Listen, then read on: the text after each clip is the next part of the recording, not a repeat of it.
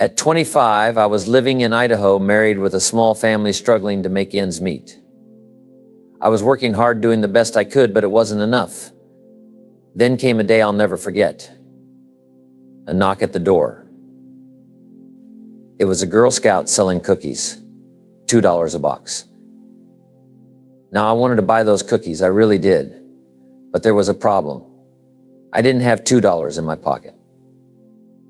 Imagine that. A grown man living in America with a family and no money to spare. I didn't want to admit that, so I lied. I told her we've got plenty of cookies already. She smiled and left, but I'll tell you what, I closed that door and something hit me hard. I said to myself, this has to change. I don't want to live like this anymore. That was my turning point in my life. I call it the day that turns your life around. I didn't know how I was going to do it, but I knew I had to start searching for better ways. Shortly after, I met a man named Earl Schaff, who became my mentor. Over 5 years, he completely transformed my life, my mindset, my skills, my habits. By the time I was 31, I was a millionaire. But more importantly, I had a new philosophy, one that would carry me through the rest of my life. You see, life has a way of giving us these pivotal moments. For some, it's a wake-up call like the day with the Girl Scout. For others, it might take longer. It's the mystery of why one person hears an idea and takes action while another lets it pass by. But here's the key. You've got to stay open to those moments, because they're the magic. They're the turning points that lead to extraordinary change. Earl Schaff taught me that the real work isn't changing the external, it's changing yourself. I remember once I showed him my paycheck and I said, this is all they pay. He looked at me and said, no, Jim, this is all they pay you. If you want more, you've got to become more. That hit me like a ton of bricks. It wasn't about demanding more. It was about qualifying for more. So I went to work on myself. I learned that success isn't something you pursue. It's something you attract by the person you become. It's about climbing the ladder of personal development one step at a time. Whether it's $5 an hour or $32 million a year, the principle is the same. Your income rarely exceeds your personal development. Now, not everyone sees it right away. Some people hear the same story and say, I get it, while others say, I don't see it yet. That's okay. The door to change is always open as long as you're willing to walk through it. For me, it was the Girl Scout. For someone else, it might be a conversation, a book, or even a quiet moment over breakfast. The point is, those moments are everywhere, if you're looking. So the journey from where I started to where I am today wasn't about luck or chance. It was about choices. Choices to learn, to grow, and to never let the excuses win. And if there's one thing I've learned, it's this. You can't change the birds, the rocks, or the thorns in life. But you can keep sowing good seed. Eventually, some of it will fall on good ground, and when it does, that's when the harvest comes. And somewhere along the way, by what we hear and experience, we begin to understand the value of becoming better qualified for the next opportunity, the next level. The key is to keep moving up. Keep growing, keep developing. Earl Schaff, my mentor, was the first person to give me the idea of personal development. One of the things he said that really got my attention was this. Why don't you set a goal to become a millionaire? I was 25 years old, struggling to make ends meet. But he said, this is America, the land of opportunity. Why not set a goal to become a millionaire? And not for the money, but for what it will make of you to achieve it. That philosophy changed everything for me. He said, once you become a millionaire, you can give the money away. Because it's not the money that's important. It's the person you become in the process. That message resonated deeply. It's where I started hearing those phrases from him that became foundational in my life. Work harder on yourself than you do on your job. Bring value to the marketplace, and the marketplace will reward you. The more value you bring, the better your pay. And most importantly, you get paid for what you become. A leader, an entrepreneur, someone with the ability to inspire others. Now, some people here work harder on yourself, and they nod along thinking it makes sense. But then they ask, how do I start? For me, it started with identifying the skills I didn't have. Growing up in Southwest Idaho, I knew how to milk cows, but the pay wasn't good. So I started part-time in a little sales venture. I believed in the product and learned how to find customers. I learned how to expand the business by asking for referrals and building relationships. That was my first step into personal development, learning an extra skill beyond what I knew. In my seminars, I teach that in the 21st century, you need more than one skill. One skill is economic safety, but more skills give you economic opportunity. Imagine a guy working for a company for 15 years only to get laid off. If he had been learning a new skill 2 nights a week over those years, he'd have something to fall back on. By the time I was 30, I'd learned multiple skills. Not just sales, but how to find good people, how to inspire them, and how to build teams. One of my favorite ideas comes from the Bible. If 2 or 3 agree on a common purpose, nothing is impossible. I learned the power of rewarding progress. Not just the big milestones, but the small steps too. A kind word, a small recognition. These go a long way. And when you're busy giving others recognition, you find you don't need it as much for yourself. It ties back to a lesson I learned from Zig Ziglar.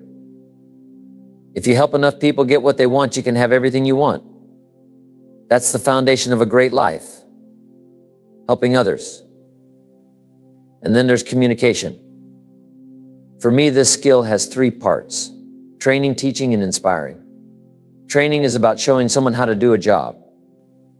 Teaching is about life skills, how to set goals, make plans, and take action. But the ultimate in communication is inspiring. It's helping someone see themselves as better than they are today. It's saying, here's who you could become with just a few changes. Stronger, more confident, able to handle life's challenges. That's the journey. Learning, growing, and helping others do the same. I think what you're describing, helping someone see the person they could become, is something anyone can do regardless of their position or title. When people think of leaders, they often imagine CEOs, presidents, or heads of social movements. But leadership can happen in any context, even in middle management or at home. Parents, for example, are some of the most important leaders. They should learn to inspire their children by saying, here's the person you could become. As parents, we use every tool at our disposal. Whether it's ideas we've learned, lessons from church insights, from school wisdom, from neighbors, or experiences from the workplace, to guide and encourage our kids. The hope is that they'll be exposed to ideas that cause them to think, grow, refine habits, develop skills, and experience the satisfaction of achieving their goals. But this kind of growth rarely comes from just one source. It's a collective effort. It's much like mentoring. I've been fortunate to have mentors in various areas of life. Some mentored me in health, others in spirituality, family relationships, or business. Each mentor brought something unique to the table. Did I actively look for mentors? Not at first. But after a life-changing moment during a Girl Scout event, I told myself I need to find guidance. And sure enough, a friend introduced me to Mr. Schaff, who became one of the most influential figures in my life. There's a saying, when the student is ready, the teacher appears. That's exactly how it felt. When you're determined to grow and learn, opportunities and mentors often present themselves. While nothing is guaranteed, doing the right things increases your odds of success. After I achieved success in business, a new chapter began. One day I received a phone call. A friend invited me to speak at his service club, the Rotary. He said, come share your story. Idaho farm boy makes it to Beverly Hills. I had moved to Beverly Hills after my success because, well, that seemed like the thing to do. A farm kid from Idaho living in Beverly Hills. It felt like a dream come true. At the Rotary meeting, I gave a short 30-minute talk sharing my story and some of the lessons I'd learned. To my surprise, the audience loved it. By the end of the day, I had received a couple more invitations to speak. They wanted me to share those same ideas with other groups. That experience planted the seed for what would later become my career in teaching and training. While I had already been teaching and inspiring within my entrepreneurial organizations, this was something new. an opportunity to share my message with the public. It was a moment of clarity. The lessons and experiences that had changed my life could now inspire and help others. That's when I realized the true impact of leadership.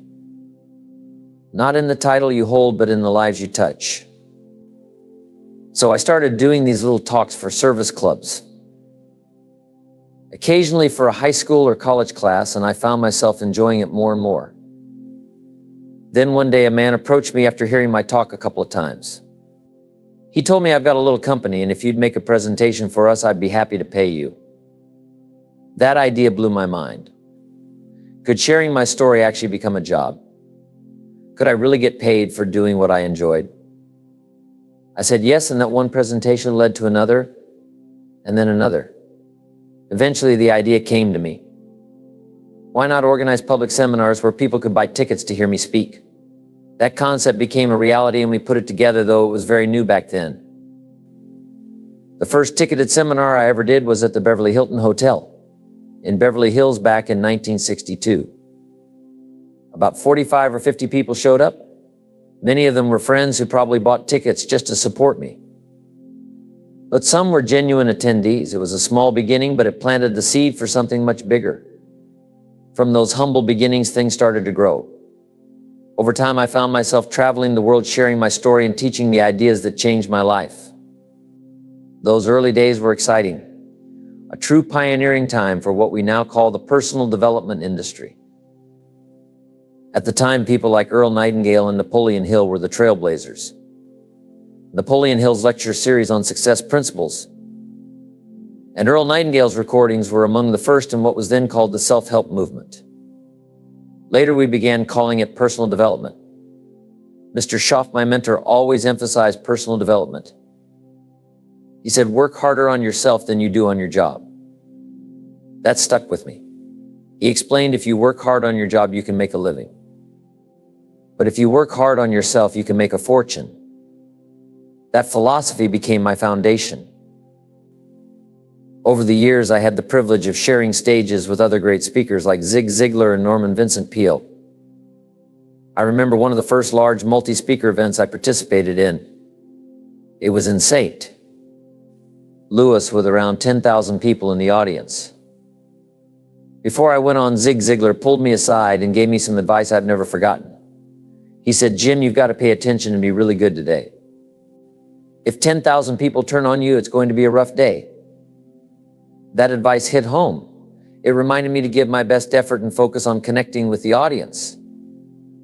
In my early days, I was more focused on my lecture, on what I wanted to say. I realized later that I needed to pay attention to the audience to see if they were engaged and if my message was landing. That shift made a huge difference, and it's something I teach in my seminars today. Public speaking isn't just about delivering information, it's about creating a connection. Reflecting on those times, one person who stood out to me was Zig Ziglar. We traveled to different countries together, lecturing on the same stage. And I always admired his ability to inspire and connect with people. Those days were transformative, not just for me, but for the entire personal development industry. From a small gathering in a service club to speaking on stages with thousands of people, it was an incredible journey. Earl Nightingale was truly a unique individual. His writing and speeches had a special way of captivating audiences, making them think deeply and inspiring change. Whether it's a minister on Sunday morning, a teacher in a classroom, or a speaker at a seminar, the goal is the same. To share ideas that refine our thinking, spiritually, economically, or personally. We all need coaching in some form, whether it's one-on-one guidance, attending a seminar, or participating in a Sunday school class. Anywhere ideas are shared, there's an opportunity to hear something that sparks a new perspective or reinforces what we already know. It's humbling to think about how many lives have been touched through these kinds of shared ideas. When I received the Masters of Influence Award at the National Speakers Association, I remember the moment vividly. There were 2,000 or 3,000 people in the audience, and they asked how many felt that I had significantly influenced their life or speaking career. Nearly 2/3 of the hands went up. That's an extraordinary feeling, especially considering my beginnings in the farmlands of Southwest Idaho. I still keep the old family farm overlooking the Snake River. It's where I grow a few crops, make some wine, and enjoy the good life when I'm there. But looking back, it's incredible to see how far things have come. The greatest reward for me isn't the awards or accolades, it's the testimonials. When someone says, here's the person who believed in me until I could believe in myself, and they mention my name, it's a feeling money can't buy. It has to be earned. What amazes me even more is traveling to places like Russia, where I started lecturing 12 years ago. I've had people come up to me and say, 12 years ago, you changed my life. Let me tell you what's happened since. Then they introduce me to others whose lives they've helped change. It's extraordinary to see the ripple effect of sharing ideas and empowering people. That's why at 75, I'm still packing my bags and heading off to places like Chile, Australia, India, and South Korea. There's something magical about connecting with people from all over the world, hearing their stories and sharing in their journeys. Traveling opens your eyes in a way nothing else can. When you visit different countries, meet new people, and see how ideas resonate across cultures, it reminds you of the universality of principles like personal growth, perseverance, and success. So when people ask, what's the world like? I tell them, it's inspiring. The hunger for knowledge, growth, and transformation is everywhere. Traveling opens your eyes to the world and its people. While the cultures and governments might differ, the fundamental aspirations of people remain the same. Families everywhere want a better future for their children. They want to succeed, and they're eager to find ways to grow and improve. For instance, traveling to countries with burgeoning capitalistic societies like Russia over the last 12 years has been fascinating. It's an opportunity to teach about the power of capitalism and personal responsibility. In Russia, they're learning a completely new system. Under communism, they were taught that capital belongs to the state. Now they're embracing the idea that capital belongs to the people, and that shift opens up endless possibilities for entrepreneurship. People in these emerging societies are hungry for knowledge. They want to know how to move from where they are now to where they want to be. I tell them, here's how you can dramatically change your life from pennies to fortune. And like anywhere else, some people say, yes, I'll do it, while others hesitate. That's part of the journey. You plant seeds and see which ones grow. Now, teaching kids about capitalism is one of the simplest and most impactful lessons. Even young children can grasp the basic principles of buying, improving, and selling to create value. I use examples like a 12-year-old searching the neighborhood for a broken wagon. They pay $1 for it, fix it up, make it shine, straighten the wheels, and sell it for $5. That's a $4 profit. And the only thing they needed was the idea. I also teach kids about the concept of multiple streams of income. For example, a child could have 2 bicycles, one to ride and one to rent. It's a simple idea, but it plants the seed of entrepreneurship early. You don't have to be General Motors to turn a profit. You just need creativity, effort, and the willingness to act. These lessons aren't just for kids in America. They work globally. Whether I'm speaking in South Africa, Scandinavia, Korea, or Russia, the principles are the same. People want to know how to achieve personal satisfaction and financial success. They want to be better than they were yesterday and build a brighter future. And that's what makes this work so rewarding. Teaching kids about money and entrepreneurship can be both simple and impactful. They can learn the basics of capitalism by creating or trading something like a lemonade stand or reselling goods. The core idea is to buy low add value and sell at a profit. For example, a child could buy a bottle of soap for $2, sell it for $3, and earn a $1 profit. This concept introduces them to how business works and helps them understand the value of reinvesting their earnings to continue growing their ventures.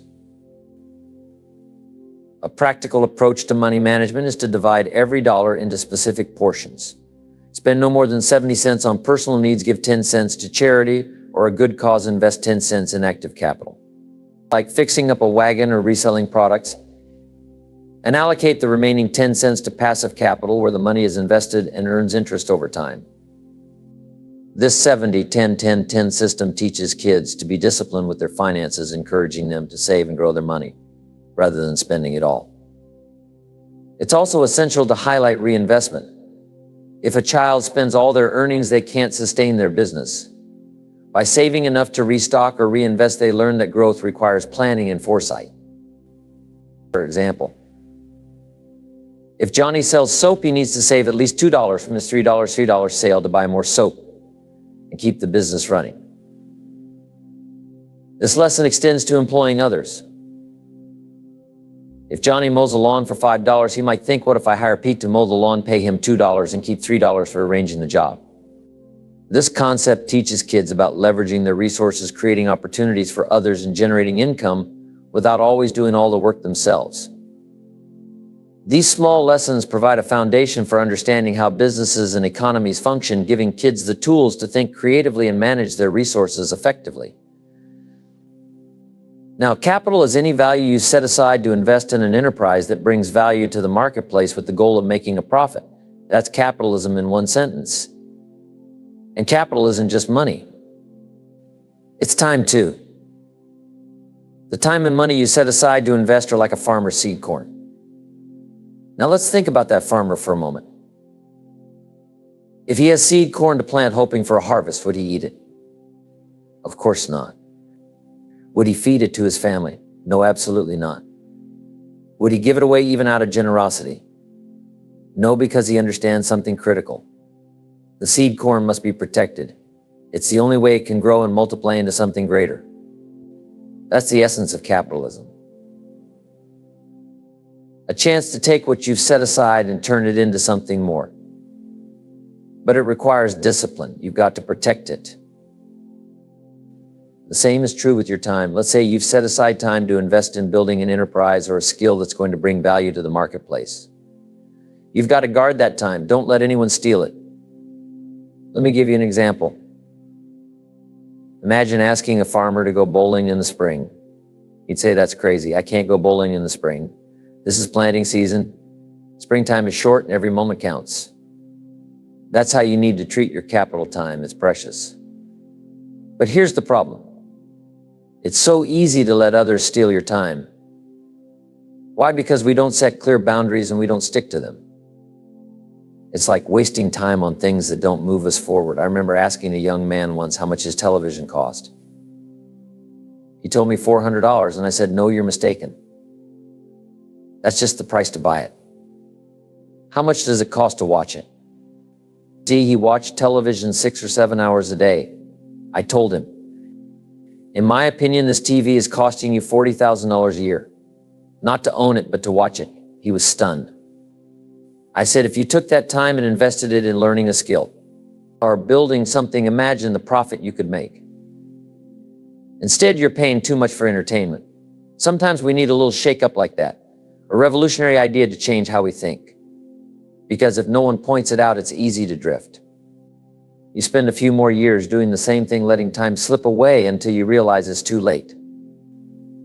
That's why I always say the responsibility is on you. My mentor, Earl Schaff, drilled that into me. I remember telling him this is all the company pays. And he said, no, Jim, that's all they pay you. Big difference.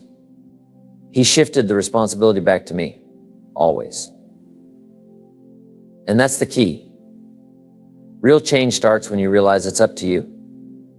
No one's going to do it for you. When I was 19, I quit school.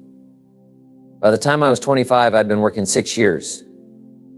One day, my mentor, Earl Schaff, asked me, how are you doing? And I said, not very well. Then he asked me a question that changed my life. He said, would you like to repeat the next 6 years like the last 6? I said, no, absolutely not. He said, would you like to revolutionize the next 6 years compared to the last 6? I said, yes, I would. And over the next 6 years, I became a millionaire. Same time frame, 6 years. But what a difference. The first 6 years and the second 6 years were like night and day. What changed? It wasn't the country. I didn't leave the country. It wasn't the economy. The economy was about the same in both periods. It wasn't circumstances either. Winters were still winters, some long, some short. Summers were still summers. What changed was me. It was my philosophy that changed. I learned new skills, developed an entrepreneurial mindset, and embraced what Zig Ziglar taught. If you help enough people get what they want, you can have everything you want. I stopped asking, what can others do for me? And started asking, what can I do for others? For my neighbors, my family, my country. That shift in thinking transformed my life. It wasn't about waiting for the world to change. It was about me changing. And I realized the power of being open to ideas, to listening, to learning. Whether it's a sermon, a song, a book, or a wise friend, those inputs matter. They compound over time, shaping your actions and disciplines. And from that, fortunes can come your way. Books played a huge role in my transformation. Charlie Tremendous Jones said it best. You'll be the same person you are today 5 years from now, except for the books you read and the people you meet. One of the first books that shaped my life was the Bible. My parents made sure I studied it, and while it might not be politically correct to say, the Bible is a collection of 66 books with some of the best ideas and principles for life. You don't have to agree with everything, but it's wise to at least take a look. One of my favorite thoughts from the Bible, and I paraphrase, is the principle of sowing and reaping. Whatever you plant, you'll harvest. Plant good habits, good thoughts, and good actions, and you'll reap a good life. It's a timeless truth that applies to anyone, anywhere. That philosophy carried me from failure to success, and it can do the same for anyone willing to embrace it. In the book, the storyteller tells us about two nice people.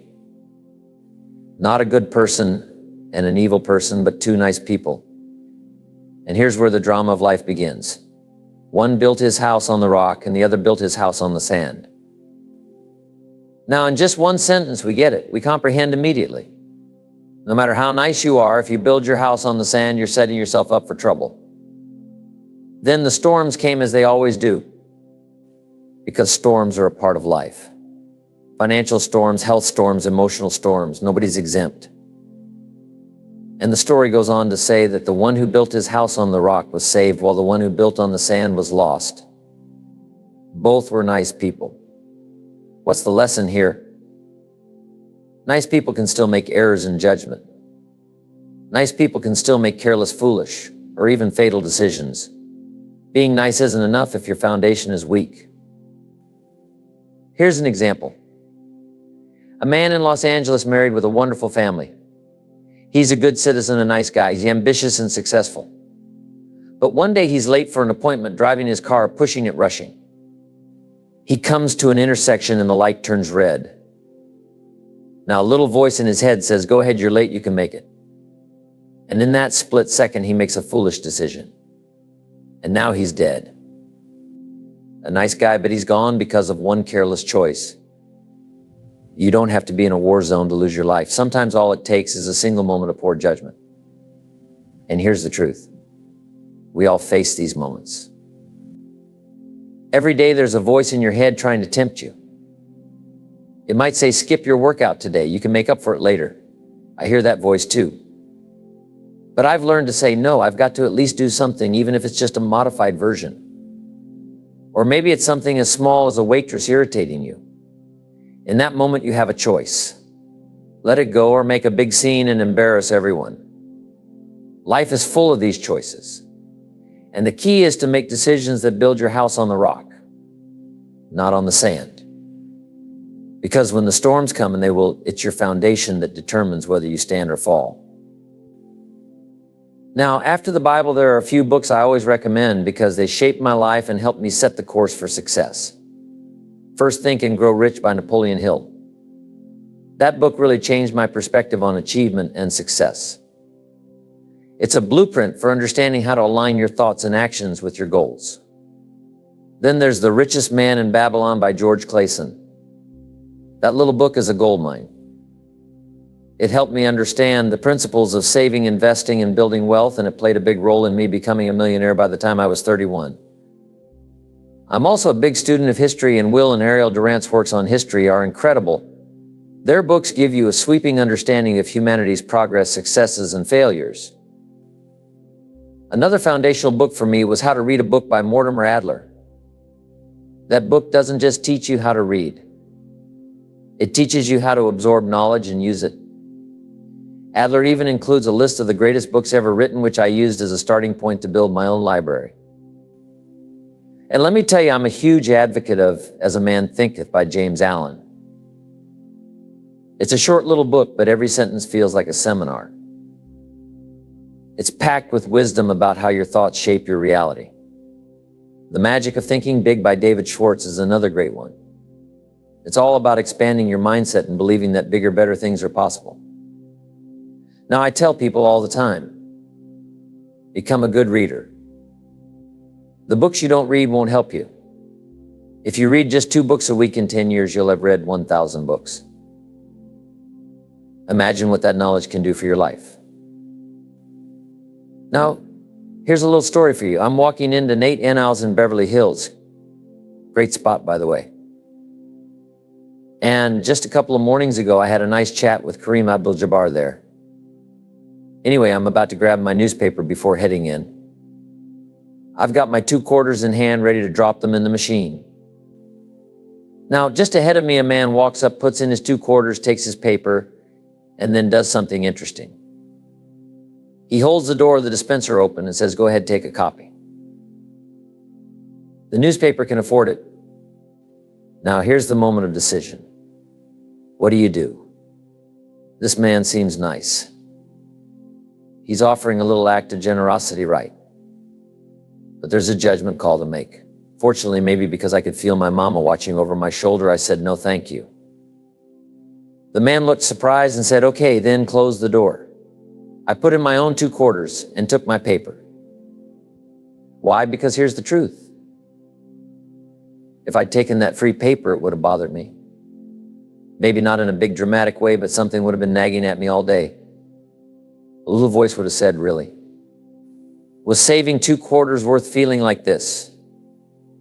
These small, seemingly insignificant moments are often the ones that teach us the most. Sometimes guilt can be a powerful teacher. You might think, "I don't ever want to feel this way again."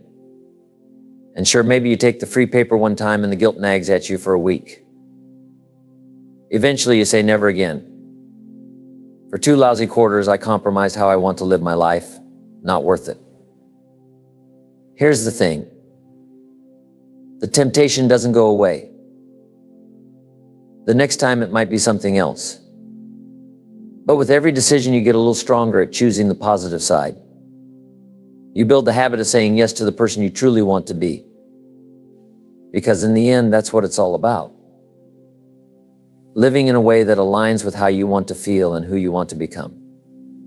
And sometimes it starts with 2 quarters and a newspaper. And here's one of my favorite lessons that ties into all of this. The 2 pains.